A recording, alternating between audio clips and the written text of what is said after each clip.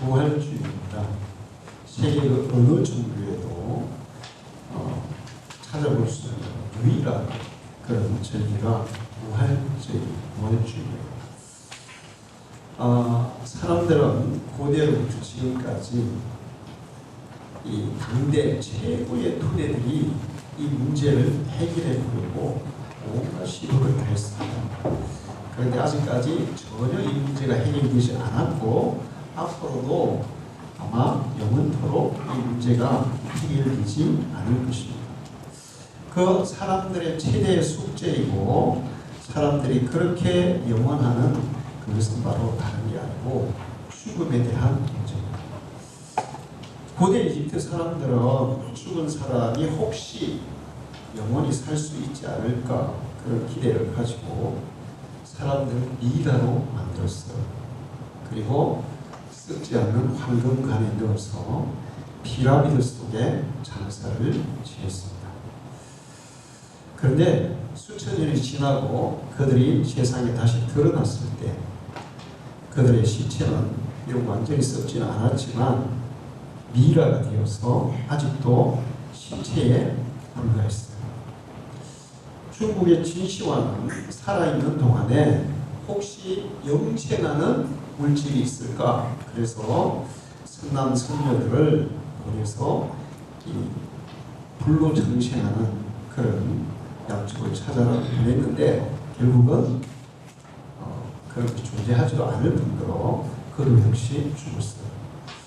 죽고 나서 죽은 이후에라도 내가 영원히 살 수 있지 않을까 해서 만든 것이 바로 병만충이었습니다. 그러나 그도 이제 오랜 세월이 지나서 세상에 드러났을 때 그냥 죽은 시체에 불과했고 무덤에 불과했습니다. 그 외에도 사람들은 여러 가지 방면으로 죽음을 이기기 위해서 노력을 했는데 다 실패했어요. 죽어서 흙이 되거나 미래가 되어서 죽은 그 상태로 있습니다. 그래서 사람들은 이 죽음을 조금 늦춰보려고 또 많은 노력들을 했어요. 그래서 여러 가지 약을 개발하고 의술을 발달시키고 또 여러 가지 명상이나 요가나 이런 것들을 많이 개발을 했는데 그래도 그런 것으로도 사람의 죽음은 해결할 수가 없습니다. 현대에 와서 인류는 다른 시도를 하고 있어요.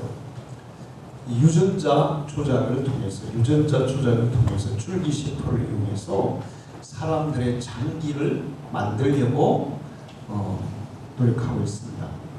그래서 대표적인 장기, 심장이나 간이나 신장 이런 것들을 줄기세포를 이용해서 이제 돼지라든지 이런 데다가 이식을 해가지고 그게 자라면 이제 사람하고 비슷한 크기이기 때문에 거기에서 그 사람의 심장이나 간이나 신장을 끌어내서 망가진 신장을 교체하는 그런 일을 하려고 지도를 하고 있어요. 동물에게서 그런 것들이 성공한 케이스들이 있습니다. 그렇게 해서 장기를 이제 갈아 끼우면 아마 수명은 획기적으로 연장이 될 거예요.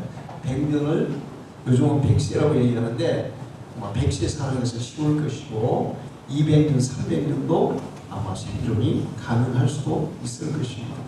그러나 죽음에 대한 것은 근본적으로 해결이 되지 않아요. 결국에는 죽습니다. 1000년을 산다 해도 결국에는 죽을 수밖에 없는 것이 인간의 운명이에요. 좀 더 나아가면 여러분 로보캅이라는 영화를 보셨겠죠? 근데 그 로보캅은 사람의 두뇌에다가 이렇게 로봇을 이제 연결해서 그렇게 생존하게 하는 그런 거예요. 근데 이것이 사실 가능할까? 아마 거의 불가능할 것입니다. 영화니까 그렇게 만들었겠지만 설사 가능하다 한다 할지라도 그렇게 해서 인간이 또 역시 영원히 살 수는 없어요. 로보캅도 망가지면 죽습니다. 죽음 자체를 해결할 방법은 없어요. 지금까지 사람들이 수없이 노력하고 연구하고 별짓을 했지만 죽음을 이길 수 있는 방법을 찾아내지 못했고 앞으로도 찾아낼 수가 없을 거예요. 뿐만 아니고 사람이 아무리 강하고 용감하고 훌륭해도 죽음을 이기는 사람은 없습니다. 젊은 시절에 당시 세계를 정복한 알렉산더 대왕은 33살이라는 젊은 나이에 모기에 물려서 죽어요. 참 아이러니해요. 그렇게 용감하고 강한 그런 왕이 그 연약한 그 작은 모기에 물려서 죽어요. 유럽 최초의 황제가 됐던 나폴레옹 역시 52세의 나이로 죽었습니다. 세계에서 가장 넓은 영토를 점령했던 징기스칸 역시 64세의 나이로 죽었습니다. 세계 4대 승이라고 얘기하는 공자는 71세에 죽었고 소크라테스도 71세에 죽었고 스카는 80세에 죽었고 회교도들이 신으로 숭배하는 무함메드는 62세로 죽었습니다. 가장 용감한 장군도 왕도 강한 왕도 그리고 세계 4대 승리론이라고 추앙하는 그런 분들도 다 죽음을 이기지는 못했습니다. 그럼 예수님은 어떠냐? 예수님도 죽으셨어요. 근데 죽으셨는데 예수님은 죽으심으로 죽음을 정복하고 다시 이겼어요. 할렐루야. 그게 바로 예수 그리스도의 부활인 줄 믿습니다. 자, 이 예수님이 죽으셨는데 그 예수님의 죽으심은 일반 성인들, 일반 왕들의 죽음과 차원이 달라요.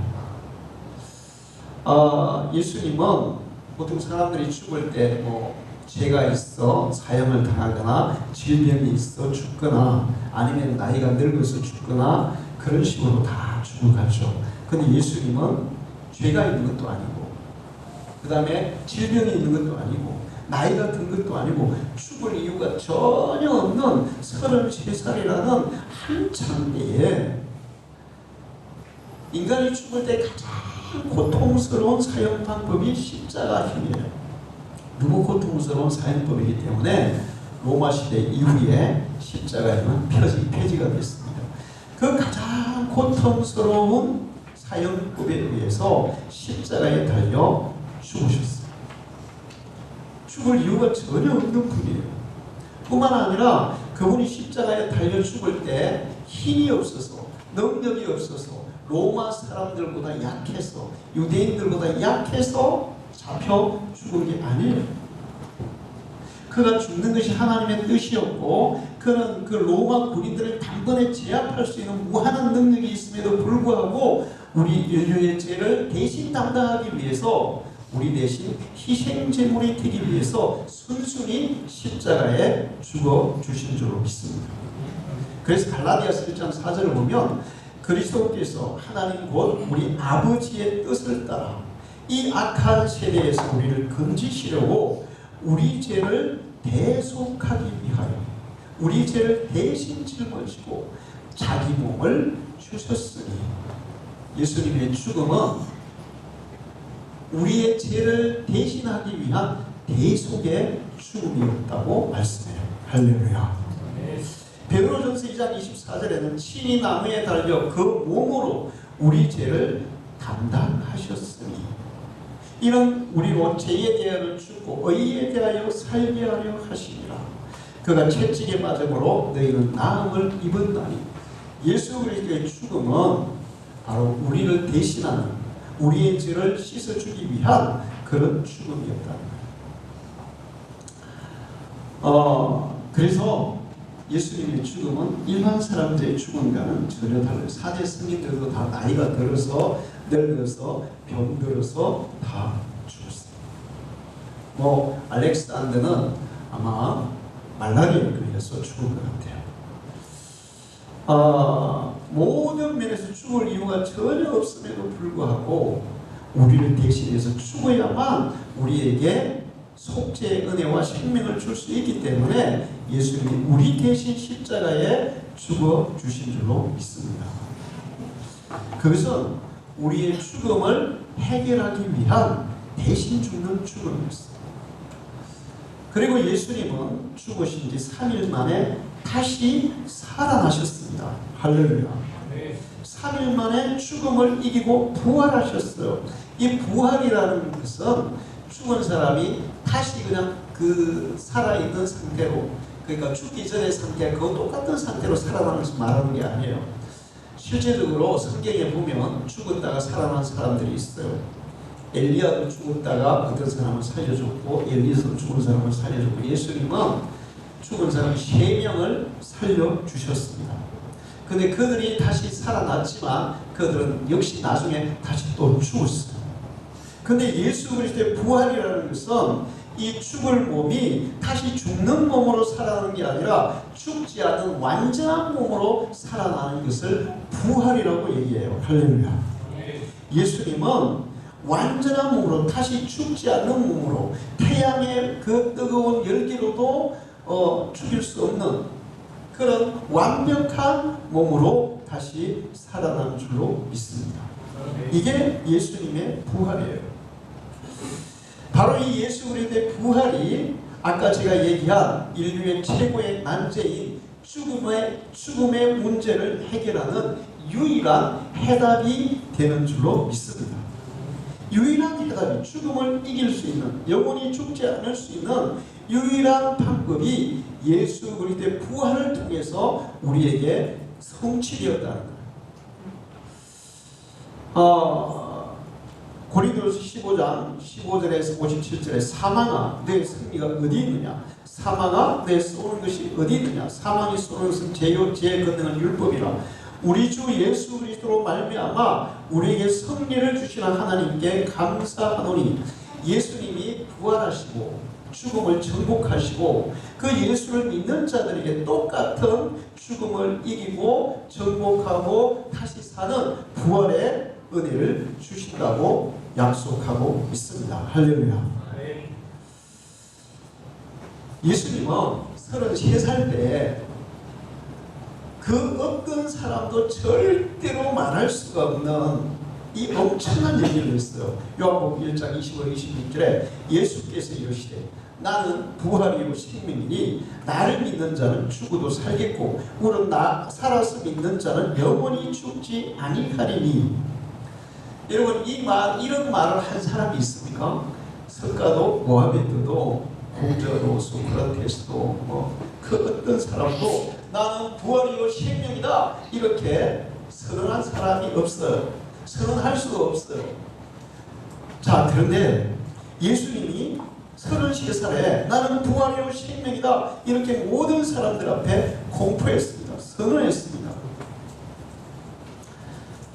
근데 만약에 예수님이 그렇게 말씀하시고 십자가에 죽으셔서 무덤 속에 아직까지 그대로 있다면, 다시 부활하지 못하셨다면 예수님은 어떤 분이 될까요?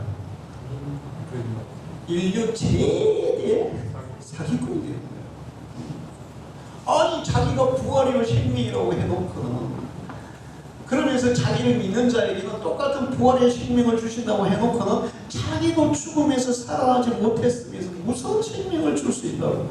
예수님이야말로 인류 최대 사기꾼이 되는 거예요. 그런데 예수님은 3일 만에 부활하심으로 자기의 이 선포가, 이 선언이 사실임을 증명해 주셨어요. 할렐루야. 요 고린도서 15장 20절에 그러나 이제 그리스도께서 죽은 자 가운데서 다시 살아나사 잠자는 자들의 첫 열매가 되셨도다. 예수님이 다시 살아나셔서 부활하셔서 모든 죽은 자들의 첫 열매가 되시고 예수를 믿고 따르는 모든 자들이 예수 그리스도와 똑같은 모습으로 다시 부활하는 역사가 일어나게 된다는 거예요. 그러면 예수님의 부활이 나와 무슨 상관이 있느냐 하는 겁니다. 예수님이 죽었다가 죽음을 이기고 정복하고 다시 부활하셨는데, 예수님 예수님이 그렇게 부활하신 것은 이 사실을 믿음으로 받아들이는 자들에게 똑같은 부활의 생명을 주기 위함인 줄 믿습니다. 아멘. 예수님이 사람들에게 자기를 과시하기 위해서, 자기를 드러내기 위해서, 나는 죽었다가 다시 살아나는 이런 사람이야. 나는 이런 특별한 사람이야. 이런 것들을 사람에게 과시하고 이렇게 자랑하기 위해서 그런 일을 하시는 게 아니에요. 우리에게도 똑같은 부활의 생명을 주시기 위해서 그가 죽으시고 그가 살아난 줄로 믿습니다. 아멘. 믿는 자에게 이 부활의 혜택을 주시는 거예요. 믿지 않는 자는 이 혜택을 받을 수가 없어요. 하나님이 그냥 모든 사람에게 그냥 다 주시지 왜 모든 사람에게 안 주시고 믿는 자들에게만 이 혜택을 주시느냐. 예수님이 이런 비유를 하셨어요. 어떤 나라의 왕이 잔치를 준비했습니다. 엄청나게 많은 음식과 그리고 정말 엄청난 잔치를 준비했어요. 그리고 신하들을 시켜서 백성들을 다 왕궁의 잔치에 오라고 초청장을 보냈습니다. 잔치에 와라. 몇월 며칠 잔치에 와라. 잔치에 오면 이 잔치에서 그 실컷 즐기고 내가 잔치에 오는 자들에게는 또 특별히 상도 주겠다. 특별한 상도 또 주겠다. 이렇게 이제 백성들에게 신하들을 보내서 다 공포를 했습니다. 그런데 이 소식을 들은 사람들이 어떤 사람은 나는 그날 시장에 가야 되고 못 가요. 어떤 사람은 난 그날 논을 샀고 밭을 샀는데 그거 내고 점검에 있어 못 가요. 나는 그때 농가고 밭 갈아서 씨 뿌려야 되기 때문에 못 가요. 나는 그날 결혼식이라서 못 가요. 나는 또 다른 볼 일이 있어 못 가요. 그 잔치 갔다고 뭐 좋은 일이 있겠어. 왕이 무슨 선물을 주겠어. 난 그 못 믿으면 못 가요. 그래서 어떤 사람은 오고 어떤 사람은 안 왔어요. 안 온 사람들은 왕의 말에 대해서 신뢰를 못한다는 거예요. 믿지 못한다는 거예요. 정말 왕의 말을 그대로 신뢰한다면 모든 것을 다 포기하고 왕의 잔치자리에 와야 됩니다. 근데 왕의 말을 신뢰하지 못하기 때문에 그냥 이 핑계 저 핑계 대면서 이제 잔치자리에 안 온 거예요. 잔치자리에 온 사람들은 잔치에 참여했고 왕이 주는 특별한 상도 받았어요. 왕의 혜택을 누리는 사람은 왕의 말을 믿고 왕의 잔치에 나온 사람들이에요. 할렐루야. 하나님은 예수 그리스도를 통해서 우리에게 죽음을 이기는 유일한 방법을 보여주셨습니다. 증명해 주셨습니다. 나를 믿는 자는 죽어도 살고 살아 믿는 자는 영원히 죽지 아니하리라. 그 말씀을 성취해 보여주셨어요. 이 사실을 믿는 자들이 왕의 잔치에 초대되어 온 사람들처럼 그 혜택을 누리게 될 줄 믿습니다. 예수 그리스도의 부활을 믿는 자들에게는 죽음이 더 이상 그들을 지배할 수가 없어요. 영원한 부활의 생명이 보장되게 되어 있어요. 더 이상 죽음이 그를 지배하지 못합니다. 예수 믿는 사람들, 그 믿는 순간부터 죽음을 이기고 승리한 사람인 줄 믿습니다. 나는 부활의 생명이 나를 믿는 자는 죽어도 살고 살아서 믿으면 영원히 죽지 않는다. 자, 그런데 이제 사람들이 이 부분에 대해서 의심을 가져요. 아니, 예수 믿으면 부활의 생명을 얻는데 영원히 죽지 않는다는데 왜 예수 믿는 사람도 죽지? 왜 장례식하고 그러지? 이렇게 얘기를 해요. 그렇다면 예수님이 우리 부활을 주신다는 얘기가 이거 거짓말 아니야? 이제 이렇게 생각하는 분들이 있어요. 그런데 오늘 읽은 성경 말씀에 예수를 믿는 사람들이, 예수님은 며칠 만에 부활하셨죠? 3일 만에 부활하셨어요. 예수 믿는 사람들은 며칠 만에 부활하느냐? 며칠만이 아니라 죽는 사람들의 순서에 따라, 예를 들어서 2000년 전에 예수 믿은 사람은 예수님이 예를 내일 오신다면 2000년 만에 부활할 것이고, 어제 죽은 사람은 예수님이 내일 오신다면 하루 만에 부활할 것이고, 예수 그리스도가 다시 오시는 그날이 죽은 자들이 다시 살아나는 부활의 날이 될 줄 믿습니다. 왜 하나님이 이렇게 하셨을까요? 왜 이렇게 하셨을까요? 예수를 믿으면 죽었어. 나이 늙고 병들고 죽어. 그러면 죽은 사람 바로 살려가지고 부활시키면 좋은데 왜 다 이렇게 모아놨다가 한꺼번에 하실까? 한꺼번에 하신단 말이에요. 아마 예수님이 죽자마자 바로 하나님이 바로 예수 믿는 사람 부활시키면 굉장히 정신없을 거예요. 오늘 장례식 치르고 내일 부활을, 어떤 사람은 아버지가 오늘 죽고 어머니는 그 다음날 죽고 뭐 형제는 그 다음날 죽고 막 연달아 이렇게 죽어가는 사람들이 있어. 근데 오늘 장례 치르고 그 다음날 부활했다 그러고 또 내일 장례처럼 부활했다고 정신이 하나도 없을 거예요. 하나님은 예수 믿는 사람들을 다시 살리는 날이 있습니다. 그 날이 바로 예수님이 다시 오시는 날이에요. 할렐루야. 그래서 오늘 성경에 보라, 내가 너희에게 비밀을 말하노니 우리가 다 잠잘 것이 아니요 마지막 나팔의 순식간에 호련히 변화하리니 나팔 소리가 나면 죽은 자들이 썩지 아니할 것으로 다시 살아나고, 예수님이 다시 오시는 날 천사들의 나팔 소리가 울릴 때 죽은 자들이 다시 예수님처럼 3일 만에 부활하신 예수님처럼 부활하는 그 역사가 일어난다고 말씀하고 있어요. 할렐루야.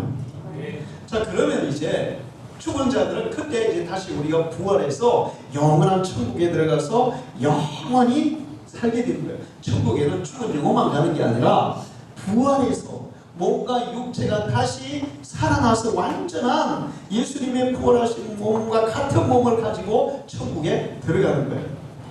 그러니까 어떤 흑인이 그런 고민을 했어요. 나는 피부가 감해서 사람들에게 맨날 놀림받았는데 내가 이런 흑인의 몸으로 천국에서 영원히 산다면 영원히 놀림받을 거 아니에요. 어떻게 해요? 천국에 부활하는 그때에는 피부색이 전혀 상관이 없을 줄 믿습니다. 어떤 사람은 난 나이가 많아 늙어가지고 허리는 꼬부라지고 얼굴은 주름살 투성이고 그냥 손도 막 이렇게 팔도 막 어중한데 이렇게 다시 살아난다면 그 무슨 소리 있겠어요? 걱정할 필요 없어요.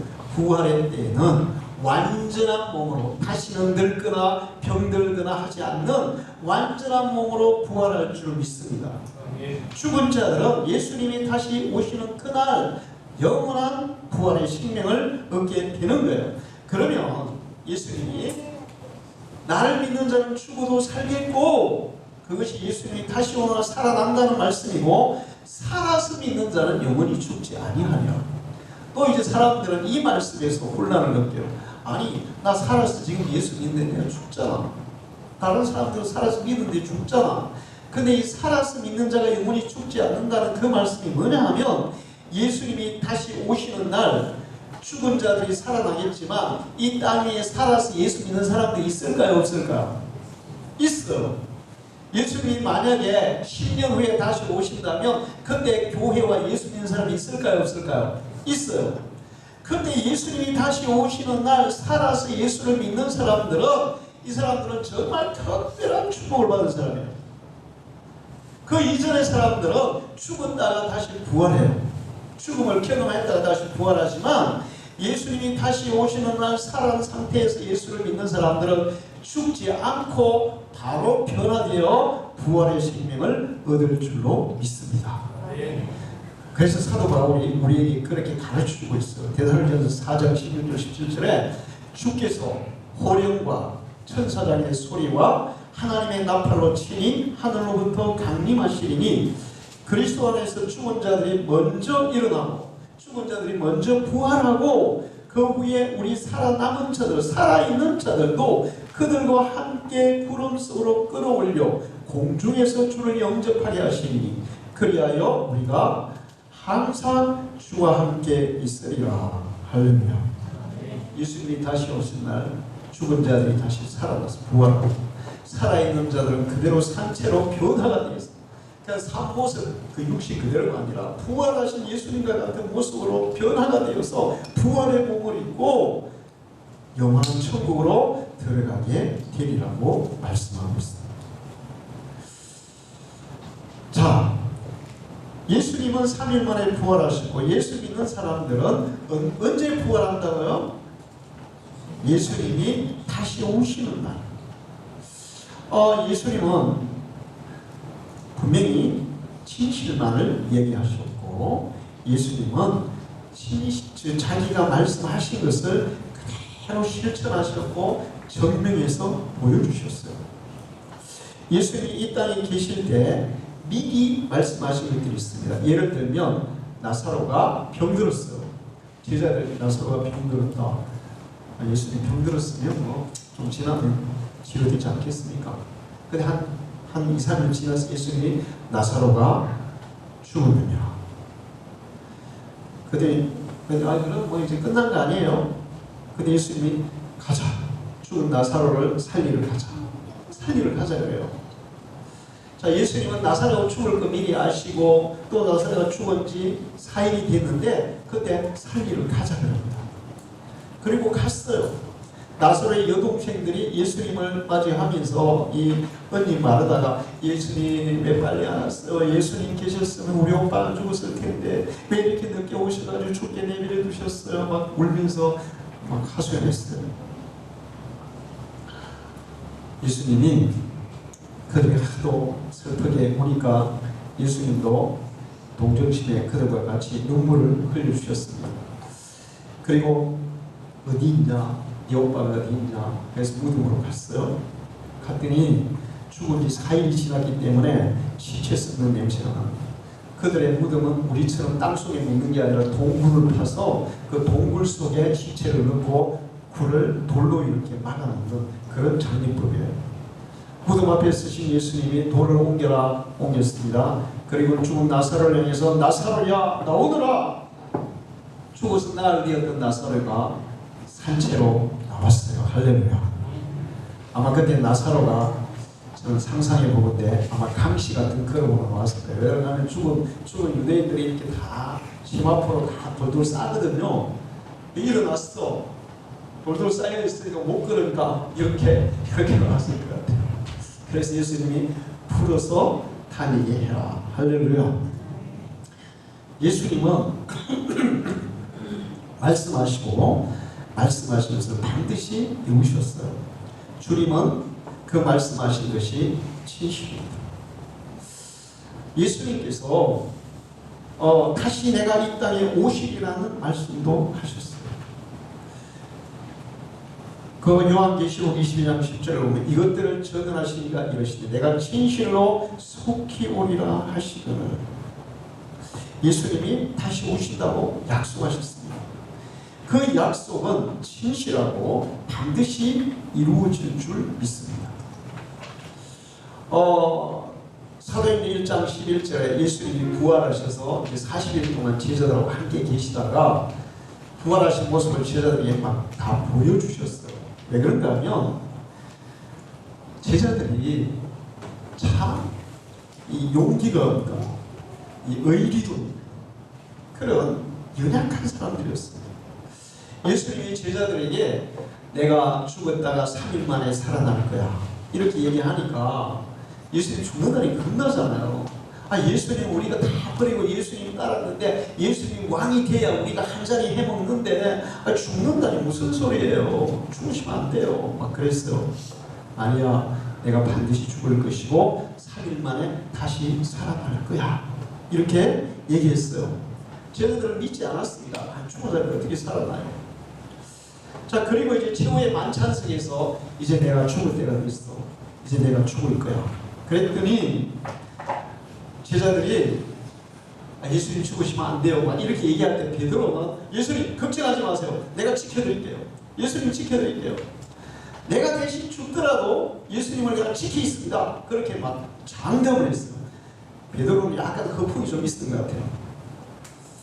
그랬더니 예수님이 베드로야 네가 지금 그렇게 얘기하지만 너는 오늘 저녁에 날이 새기 전에 새벽닭이 울기 전에 네가 나를 지켜주겠다고 내 대신 죽어주겠다고 그렇게 얘기하지만 너는 새벽닭 울기 전에 나를 3번이나 모른다고 부인할 거야.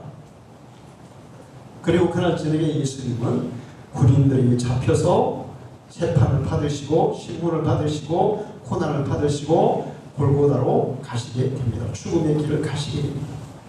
근데 그때 베드로가 그 예수님이 잡혀서 재판받는 그 집에 들어갔다가 그 집에서 이 심부름하는 일꾼들이 베드로한테 와서 야 너도 저 예수하고 한패 아니냐 그랬더니 나 그거 모른다고 무슨 소리야 니 같이 다니는 내가 봤는데 야 너 헛소리 하지 말라고 아니야 니 말투가 다 예수하고 똑같은 동네에서 니 맞아 니는 예수하고 같은 한편이야 그랬더니 베드로가 맹세하며 저주하여 나는 결코 그를 모른다고 예수님을 부인했어요. 그리고 예수님이 십자가에 죽었을 때 제자들은 다 어떻게 했습니까? 자 이제 용기 있는 제자들이라면 진짜 내 죽음을 무릅쓰고 예수님을 지켜드리려고 하는 제자들이라면 예수님이 죽었을 때 뭐 로마 군인들과 싸울 힘은 없어요. 유대인 친구들과 싸울 힘은 없어요. 그래서 죽었다 하더라도 이제 장례는 제자들이 치러줘야 될 거 아니에요. 그렇죠? 우리가 예수님이 제자였는데 예수님 우리 장례식을 치르게 해주십시오. 이렇게 해야 되는데 제자들은 다 도망갔어요.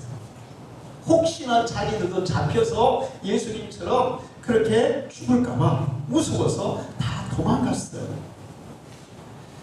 그렇게 해서 숨어 있었어요. 그런데 3일이 되어서 예수님이 부활하시고 그들이 숨어 있는 자리에 찾아오셨습니다. 할렐루야. 문을 다 잠가놨어요. 혹시나 자기들 잡으러 올까봐. 근데 예수님 문도 안 여시고 그냥 그 앞에 딱 나타나셨어요. 그때 제자들은 아마 와 이거 유령이다 이렇게 생각했을 거예요. 그런데 예수님의 부활은 유령처럼 이렇게 영으로 부활한 게 아니라 실제로 육체적으로 부활하셨지만 완전한 몸으로 부활하셨어요. 그때 토마가 없었는데 토마가 제자들이 야 예수님이 부활을 우리 찾아왔어 그랬더니 야 나는 직접 안 보면 못 믿어. 내가 그 이 못자국에 손을 넣어보고 이 옆구리 창자국에 내 손가락을 넣어봐야 나는 믿을 수 있겠어. 그런데 며칠 후에 예수님이 토마가 있는 곳에 제자들이 다 찾아오셨어요. 그리고 토마에게 갑니다. 토마야 내 창자국에 못자국에 네 손가락을 넣어보아라. 그리고 믿음 없는 사람이 되지 말고 믿는 사람이 되어라. 저는 그 장면에서 정말 예수님이 얼마나 좋으신 분인지 얼마나 훌륭하신 분인지 얼마나 위대하신 분인지 느껴요. 아니 예수님이 다른 제자들이 보여줬으면 부활을 보여줬으면 야 예수님 우리가 부활하신 예수님 만났어. 숨어있던 제자들이 부활하신 예수님을 만나니까 얼굴빛이 어떻게 되겠어요? 화력이 달라졌을 거 아니에요. 막 기쁨이 넘쳤을 거 아니에요. 예수님이 부활하셨다니까 진짜 그분이 말씀하셔서 부활하셨다니까. 그러면 토마가 그것만으로도 믿어야 돼요? 안 믿어야 돼요? 믿어야 돼요. 토마가 못 믿겠다. 그러면 내가 예수님을 그래? 못 믿어? 야, 그 정도면 믿어줘야지. 뭐 그래도 못 믿겠냐? 그러니까 너는 필요 없어. 이럴 수도 있잖아. 근데 예수님이 끝까지 토마를 찾아가셔서 그래. 못자국에 이 손가락을 넣어보아. 창자국에 넣어보아. 그리고 믿는 사람이 되어라. 믿어야만 너도 구원을 받을 수 있게, 믿어야만 너도 부활의 생명을 참여할 수 있기에 확인해서라도 믿어라. 할렐루야. 토마는 그것을 확인하고 믿었습니다. 그리고 그 토마는 마지막에 인도에 가서 선교하면서 예수 그리스도의 복음을 전했어요. 예수님의 부활이 확실한 사실이라는 증거는 뭐냐? 부활하신 예수님이 제자들을 찾아왔다는 거예요. 제자들이 막 용기 있고 막 강해서 그 유대 지도자들은 그런 걸 걱정했거든요. 야 예수가 살아있을 때 다시 3일 만에 살아난다고 했어. 근데 이제 죽었는데 제자들이 혹시나 시체를 훔쳐가고 사람들이 거짓말로 살아났다고 그렇게 막 선전하면 사회가 더 혼란스러워지니까 군인들 로마의 그 용감한 군인들을 지켜서 보초를 서게 하라고 그래서 로마 군인들이 보초를 섰어요. 자 그런데 문제는 제자들이 그렇게 용기 있는 사람들이 아니에요. 자기도 죽을까봐 예수 모른다고 부인하고 도망친 사람들이에요. 그런 사람들에게 예수님이 부활하셔서 나타나셔서 부활을 증명해 주셨습니다. 그것을 경험한 제자들은 이제 그때 아하, 진짜다. 예수님의 죽음과 십자가의 부활은 사실이 분명하다. 예수를 믿는 우리에게도 예수 그리스도와 같은 부활의 생명이 주어지는 것이 분명하다. 그 분명한 확신을 가진 줄로 믿습니다.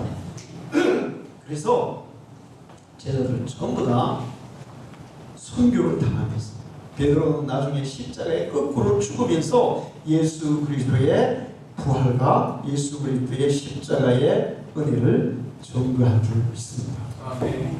여러분, 세상에 거짓말을 위해 죽을 사람 아무도 없어요. 아무리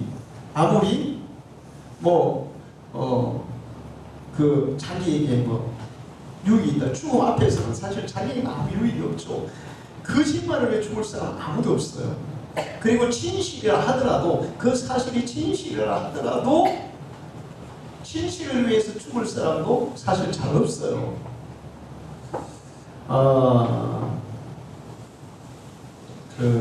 그런 얘기를 하더라고요. 어릴 때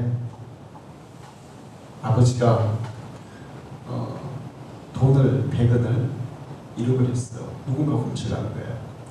그래서 막내딸에게 야, 네가 훔쳐갔지? 솔직하게 얘기해. 근데 딸은 안 훔쳐갔어요. 안 훔쳐간 내 아버지가 솔직하게 얘기하라니까 안 훔쳐갔어요. 그랬더니 회초리로 딱 때렸어요. 한 대. 그랬더니 엄청 아픈 거예요. 자, 안 훔쳐간 거는 진실이에요, 거짓이에요? 진실이에요, 진실이에요. 근데 이게 딱 때리니 너무 아파. 그래서 어떻게 했을까? 아빠 잘못해서 내가 훔쳐왔어. 그냥 이렇게 얘기했대. 그런데 아버지가 그래, 네 진실하게 얘기하니까 내가 용서할게. 이렇게 했다는 거예요. 자, 사람들은 거짓을 위해 죽을 수도 없고 진실하라 하더라도 죽음이 너무 무섭기 때문에 진실을 위해서 죽지도 못해요. 그런데 예수 그리스도의 부활은 죽음을 능가하는, 죽음을 이기는 생명이 보장된 것이기 때문에 그들이 죽으면서도 예수 그리스도를 증거한 줄 믿습니다. 그들의 죽음을 통해서 예수님의 십자가와 부활이 사실이라는 것을 증명해 주셨어요. 근데 그것으로 끝나지 않아요. 그 이후로도 사도 바울은 예수 믿는 사람들을 아주 악독하게 핍박하다가 마지막에 다메섹이라는 이 이스라엘 그 북쪽에 있는 다른 나라예요. 다른 도시예요. 이 다메섹이라는 도시에 예수 믿는 사람이 있다는 소식을 듣고 그 사람들을 잡아오기 위해서 말을 타고 사람들을 데리고 체포하러 갑니다. 근데 다메섹 거기 가까이 왔을 때 부활하신 예수님이 바울에게로 나타나셨어요. 할렐루야. 그래서 바울이 그 앞에서 꼬꾸라집니다. 주여, 누구십니까? 내 앞에 나타난 당신이 누구십니까? 나는 내가 핍박하는 예수다. 할렐루야. 그리고 바울은 변화가 되어서 사울이라는 이름이었는데 바울이라는 이름을 바꾸고 평생 예수 그리스도만 증거하기 위해서 그의 일생을 바치고 마지막에 단두대에서 목이 잘리면서 그 목이 떨어지면서도 예수를 외치면서 그렇게 순교를 당했어요. 할렐루야. 그 지난 금요일 날 저희는 무슨 그 장로님 간증을 들었습니다. 근데 그분이 유씨 집안의 완전 중소, 그 유씨 집안의 선조가 아주 유명하신 광해군의 부인의 아버지, 그러니까 왕의 장인어른이죠. 그 선조가 그 왕의 장인어른, 광해군의 아버지, 그러니까 장인어른이었대요. 굉장히 그 전통 있는 그런 집안이죠. 그 집안이 장손이에요, 장손. 근데 그 집안은 전부 다 예수 예자도 모르는 집안이에요. 그렇게 그 장손으로서 그냥 대접받고, 그리고 제가 보니까 잘 산 것 같아요. 대학까지, 그 옛날에 대학도 나오시고 잘 산 것 같아요. 그러던 어느 날 자기가 술이 취해서 자고 있는데 자기 집 대문 앞에서 이렇게 들어올라 하는데 자기 앞에 그 너무나 강한 비, 너무나 환하고 강한 빛이신 어떤 분이 자기 앞에 탁 나타났어요. 그런데 그분을 딱 뵙는 순간에 너무 두려워서 도망치려고 몸을 팍 돌리려는데 몸이 안 돌아가더는 거야. 그러면서 이제 막 이렇게 있는데 그분이 갑자기 손을 딱 자기 손을 잡으시더래요. 그러면서 불쌍한 자야, 내 손을 잡아라 그러더래요. 그래서 제가 그때 그 예수님의 말씀이 그래, 인간은 다 불쌍한 자야. 구원받지 못하는 인간은 다 불쌍한 자들이야. 죽음에 종노릇하며 사는 자들은 다 불쌍한 자들이야. 그 유명한 집안의 종손이라 하더라도 불쌍한 자야. 공부할 만큼 하고 재산도 있을 만큼 있고 보니까 얼굴도 굉장히 권위 있게 생겼더라고요. 그렇게 산다 할지라도 불쌍한 자야. 하나님이 보실 때 모든 인간들, 구원받지 못한 모든 죄인들은 불쌍한 자야. 할렐루야. 하나님이 붙잡아주지 않으면 불쌍한 자가 되고 마는 거예요. 그래서 그에게 붙잡혀서 이게 뭐 빠져나갈 수가 없더래요. 그리고 놀라서 깼는데 자기 부인도 동시에 자다가 깼다는 거예요. 그래서 나 지금 꿈을 꿨어 그랬더니 자기가 나 지금 꿈 꾸다 깼다고. 근데 꿈 얘기를 하는데 자기하고 똑같은 꿈을 꿨다는 거예요. 할렐루야. 그래서 그 다음 주에 어떻게 했을까요? 교회로 갔죠. 교회를 갔어요. 그리고 예수를 믿었어요. 그리고 교회 장로가 됐어요. 그리고 많은 선한 일들을 지금도 하고 계시더라고요. 그리고 그 집안 사람들을 다 전도해서 거의 다 예수 믿게 했어요. 할렐루야. 자, 예수님은 제자들에게만 나타나신 게 아니고 그 이후로 많은 사람들에게 지금도 부활하신 예수님이 종종 나타나서 만나주시는 경우들이 있습니다. 할렐루야. 예수님이 부활하신 이유는 우리에게 똑같은 부활의 생명을 주기 위해서예요. 예수님이 다시 오시는 날 죽은 자들이 부활할 줄 믿습니다. 우리가 만약에 그날에 살아있다면 죽지 않고 정말 죽지 않고 바로 부활해서 천국에 들어가는 그 가장 큰 영광을 누리게 될 줄 믿습니다. 그리고 이 부활의 믿음을 가진 자들은 세상에 두려울 것이 있을까요? 없을까요? 죽음을 정복했는데 죽음을 이겼는데 더 이상 우리가 죽음이 우리를 지배할 수 없는데 우리는 죽음을 이긴 자들인데 죽음도 이긴 자들이라면 세상에 두려울 게 없는 거예요. 그래서 정말 진실하게 예수 믿는 사람들은 세상에 아무것도 두려울 게 없는 줄로 믿습니다. 진짜 교회만 나오는 자가 있는 게 아니고 진짜 예수 그리스도의 부활을 믿는 자, 그 부활의 은혜를 체험한 자, 그래서 나도 예수 그리스도와 함께 영원한 부활의 생명이 내 속에 있다는 사실을 확실하게 아는 그런 사람은 아무것도 두려울 게 없어요. 살아가는 게 뭐가 두렵겠습니까? 앞에 어떤 어려움이 닥친다고 두렵겠습니까? 또 어떤 힘든 일이 닥친다고 두렵겠습니까? 돈이 없다고 두렵겠습니까? 뭐가 없다고 두렵겠습니까? 직장이 없다고 두렵겠습니까? 두려움이 없어요. 죽음도 이긴 우리가 뭐가 두렵겠어요? 여러분에게 이 부활의 믿음 가지고 두려움 없는 믿음 가지고 살아가기를 축원합니다. 뿐만 아니라 우리가 그 믿음 가지고 살아갈 때 하나님은 죽은 이후에 우리의 부활의 생명만 책임지는 게 아니고 이 땅에 살아가는 모든 과정 속에 순간순간 우리의 삶을 다 책임질 줄 믿습니다. 이 부활의 믿음을 가진 자들은 하나님은 내 자녀라고 저를 영접하는 자는 하나님의 자녀가 되는 권세를 주셨다고 말씀하셨어요. 그 예수를 믿는 순간에 우리는 하나님의 자녀가 되고 세상의 그 어떤 아버지보다 더 인자하고 더 자유롭고 더 사랑하시고 더 우리를 확실하게 책임질 능력을 가지신 그 하나님께서 우리의 아버지가 되사 이 땅에 우리의 모든 삶을 책임지실 줄로 믿습니다. 그 믿음 가지고 하나님이 책임지는 사람, 이 부활의 믿음과 소망을 가지고 두려움 없는 담대한 인생을 살아가는 여러분이 되시기를 축원합니다. 기도하겠습니다. 하나님 아버지 감사합니다. 죽음 앞에 두려움을 떨며 사망에게 종노릇하여 살아가는 사람들, 불쌍히 여기서 그 죽음으로부터 해방시키고 죽음을 이기고 승리하게 하기 위해서 하나님의 독생자를 이 땅에 보내주셨습니다. 예수님이 우리의 죄를 대신해 십자가에서 계속의 피를 흘려주셔서 그 보혈로 우리의 죄를 씻어주시고 예수님이 죽음을 정복하고 3일 만에 부활하시고 그 예수를 믿는 자들에게 부활의 영원한 생명이 있다는 확실한 증거를 보여주셨습니다.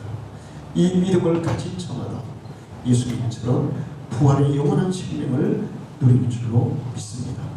또 이 부활의 믿음을 가지고 살아갈 때 하나님은 우리의 아버지가 되셔서 순간순간 우리의 모든 필요를 채우시고 우리의 가야 할 길을 인도하시고 우리를 보호하시고 우리를 지키시고 우리를 강건하게 붙드시고 우리의 모든 삶을 책임지심을 믿습니다. 이곳에 있는 우리 모든 분들이 이 부활의 믿음을 가지고 살아가게 해 주옵소서. 예수님의 이름으로 기도하옵나이다.